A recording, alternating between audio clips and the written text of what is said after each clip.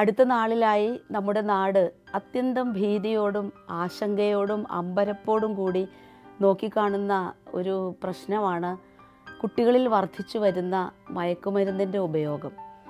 മയക്കുമരുന്ന് ഉപയോഗിച്ച് ബോധം നഷ്ടപ്പെട്ട് കുട്ടികൾ ഉൾപ്പെടെയുള്ള യുവതലമുറ ചെയ്തു കൂട്ടുന്ന കുറ്റകൃത്യങ്ങളുടെ ഭീകരത കണ്ട് നടുങ്ങിയാണ് നമ്മുടെ നാട് നിൽക്കുന്നത്.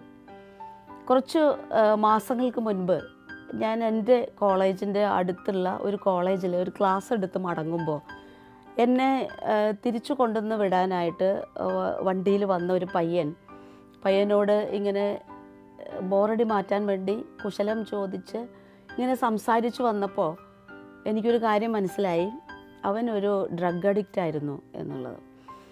അപ്പോൾ വളരെ തുറന്ന് ഒരു 3/4 മണിക്കൂറോളം ആ ചെറുപ്പക്കാരൻ എന്നോട് സംസാരിക്കുകയുണ്ടായി.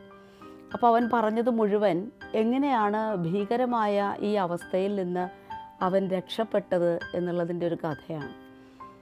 അവൻ വളരെ വിശദമായി അവൻ്റെ കുടുംബം, അവൻ്റെ മാതാപിതാക്കൾ, സഹോദരങ്ങൾ, അവനെ ഈ ഒരു ദുരന്തത്തിൽ നിന്ന് വീണ്ടെടുക്കാൻ വേണ്ടി സഹിച്ച ക്ലേശങ്ങളുടെ കഥയാണ് യാത്രയിലുടനീളം അവൻ എന്നോട് പറഞ്ഞുകൊണ്ടിരുന്നത്.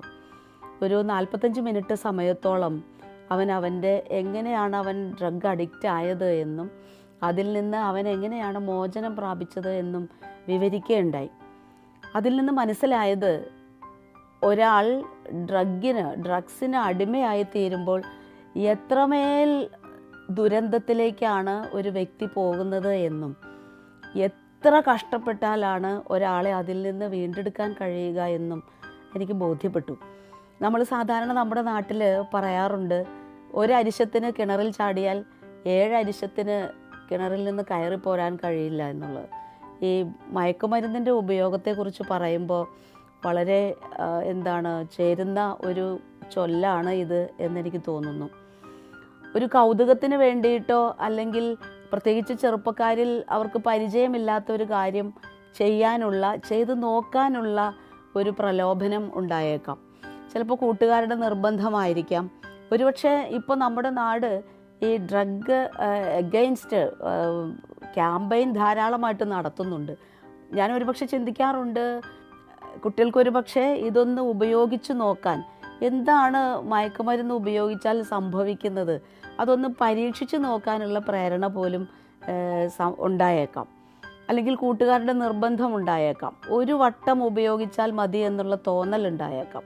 ഒരു വട്ടം ഒന്ന് ഉപയോഗിച്ച് നോക്കിയാൽ എന്താണ് കുഴപ്പം എന്നൊക്കെ തോന്നിയേക്കാം.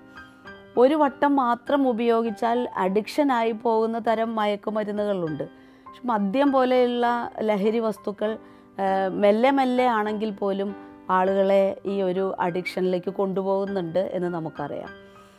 മദ്യം ഉപയോഗിച്ചും മയക്കുമരുന്ന് ഉപയോഗിച്ചും ആളുകളുടെ സുബോധം നഷ്ടപ്പെട്ട് ഇത്രമാത്രം കുറ്റകൃത്യങ്ങളിലേക്കാണ് നമ്മുടെ ചെറുപ്പക്കാർ നടന്നെടുത്തുകൊണ്ടിരിക്കുന്നത്.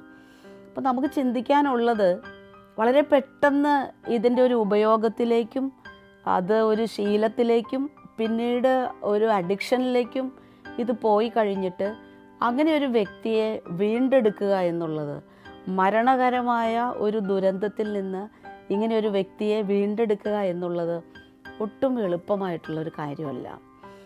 ഈ പയ്യൻ എന്നോട് ഷെയർ ചെയ്തപ്പോൾ അവൻ പറയുകയുണ്ടായി, ഈ ട്രീറ്റ്മെൻ്റ് എല്ലാം കഴിഞ്ഞ് വീട്ടിൽ വന്ന് ഇങ്ങനെ ഇരിക്കുമ്പോൾ കൂട്ടുകാർ വിളിക്കും, കൂട്ടുകൂടാനായിട്ടും വെറുതെ പുറത്തേക്ക് ഇറങ്ങാനായിട്ട് വിളിക്കും. ചിലപ്പോഴൊക്കെ അവരുടെ ആ നിർബന്ധത്തെ പ്രതിരോധിക്കാൻ കഴിയില്ല. ഭയങ്കരമായ എത്രമേൽ സപ്പോർട്ട് വീടിൻ്റെ അകത്ത് നിന്നുണ്ടായാലും, ഈ മരുന്നിൻ്റെ ഒരു ബലമുണ്ടായാലും, പ്രാർത്ഥനയുടെ ബലമുണ്ടായാലും, ഈ കൂട്ടുകാരുടെ ഈ പ്രേരണയെ പ്രതിരോധിക്കുക വല്ലാത്ത ബുദ്ധിമുട്ടാണെന്ന് അവൻ പറയുണ്ടായി. അവൻ പറയുമായിരുന്നു, ഒരു ദിവസം കൂട്ടുകാരിങ്ങനെ ഒന്ന് പുറത്ത് പോകാം, വെറുതെ ഒന്ന് പുറത്ത് പോയി ഒന്ന് എൻജോയ് ചെയ്ത് വരാം എന്ന് പറഞ്ഞ് നിർബന്ധിച്ചപ്പോൾ എനിക്ക് വീടിൻ്റെ അകത്ത് ഇരിക്കാൻ കഴിയാതെ ഞാൻ പെട്ടെന്ന് ചാടി എണീറ്റിട്ട് പറഞ്ഞു, എനിക്കൊന്ന് പുറത്ത് പോകണം എന്ന് പറഞ്ഞു. അപ്പോൾ അവൻ്റെ മാതാപിതാക്കൾക്ക് മനസ്സിലായി എന്തിനാണ് ഇവൻ പുറത്ത് പോകുന്നത്, അല്ലെങ്കിൽ ആരാണ് ഇവനെ പുറത്തു പോകാനായിട്ട് വിളിക്കുന്നത് എന്ന്. അപ്പോൾ അതുകൊണ്ട് അവൻ പറയുമായിരുന്നു, അവൻ്റെ പേരൻസ് ഉടനെ തന്നെ നമുക്ക് ഒരുമിച്ച് പോകാം പുറത്തേക്ക് എന്ന് പറഞ്ഞ് അവർ വണ്ടി എടുത്തു. ഇവൻ്റെ കൂടെ പുറത്തു പോയി. അവർ ഒരു സിനിമ കണ്ടു, പുറത്ത് നിന്ന് ഫുഡ് കഴിച്ചു.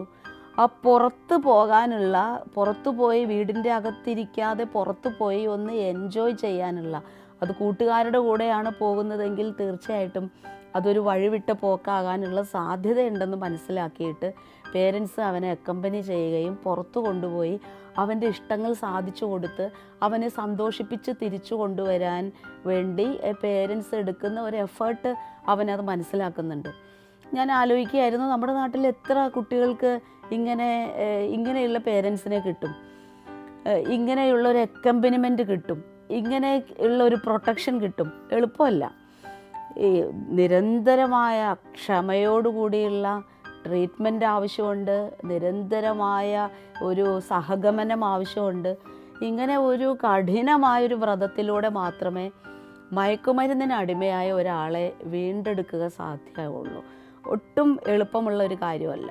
സാമ്പത്തികമായിട്ട് ഒരു കുടുംബത്തെ തന്നെ തകർത്ത് കളയുന്ന ഒരു അനുഭവമാണ് ഒരു കുടുംബത്തിലെ ഒരു മകൻ അല്ലെങ്കിൽ ഒരു മകൾ മയക്കുമരുന്നിന് അടിമയാവുക എന്നുള്ളത്. ഇത്തരത്തിലുള്ള ഒരു വൻ വിപത്തിലേക്ക് പെട്ടുപോകാതെ നമ്മളെ തന്നെ ജാഗ്രതയോടുകൂടി കാത്തു നിർത്തുക എന്നുള്ളത് വളരെ പ്രധാനപ്പെട്ട ഒരു കാര്യമാണ്. സാധാരണ പറഞ്ഞ് കേൾക്കാറുള്ളത് 18 വയസ്സിന് മുൻപ് മയക്കുമരുന്നോ മദ്യമോ ഒരിക്കൽ പോലും ഉപയോഗിച്ചിട്ടില്ലാത്ത ഒരാൾ പിന്നീട് അത് ഉപയോഗിക്കാനുള്ള സാധ്യത കുറവാണ് എന്നാണ്.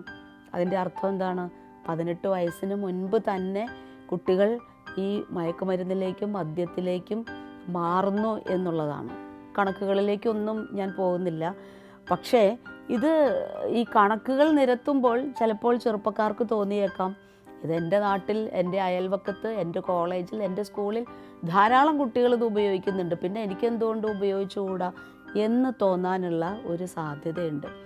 ഒരു നീരാളിപ്പിടുത്തം പോലെയാണ് ഈ മദ്യത്തിൻ്റെ അല്ലെങ്കിൽ മയക്കുമരുന്നിൻ്റെ ഒരു ഉപയോഗത്തിലേക്ക് ഒരു വ്യക്തി ചെന്ന് പെടുന്നത് എന്ന് തിരിച്ചറിയാനുള്ള ഒരു വിവേകം കുട്ടികൾക്ക് ആവശ്യമുണ്ട്.